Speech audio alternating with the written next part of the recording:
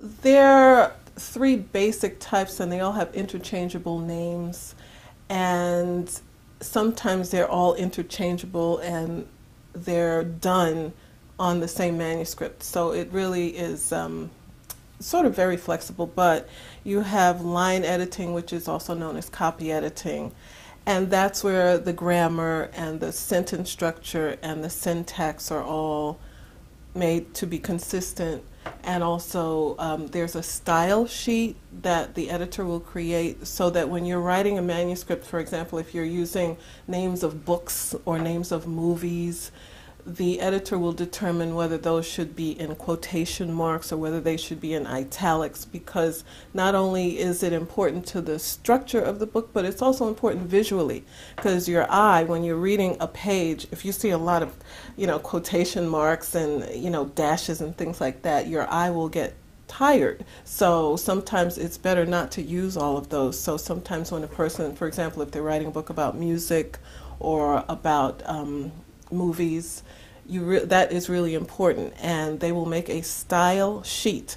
So in alphabetical order, there will be a list of the most common words or phrases that occur throughout the book, and so that you can look at it at a glance and say, oh, that's a book title, then it should be in italics, or that's a book title, it should be bolded. But that's a decision that the editor will make, sometimes in conjunction with the writer, but usually it's just a visual thing. It has to do with formatting and production of the book. And then there is developmental editing, which is really reorganizing the paragraphs and the ideas and just making sure it flows throughout the book, because when you have a big manuscript, sometimes you might not remember that you already referred to something, or that maybe it should be in a different place. For example, if you're doing a memoir and you're trying to teach people and the reader is really excited about your story, and then they come to a lesson and you start preaching.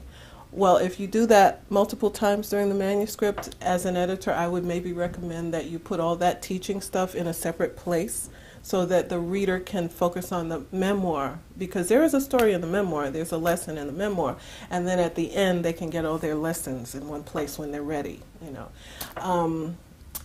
And then there is substantive editing, and as I said, all of these are really interchangeable, and some people may call them by different names.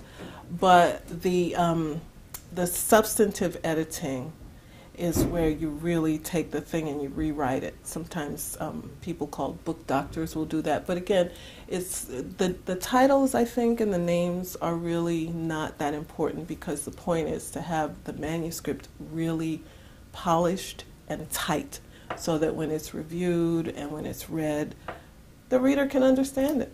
It's very simple. It's like, what are you trying to say, and did you say it?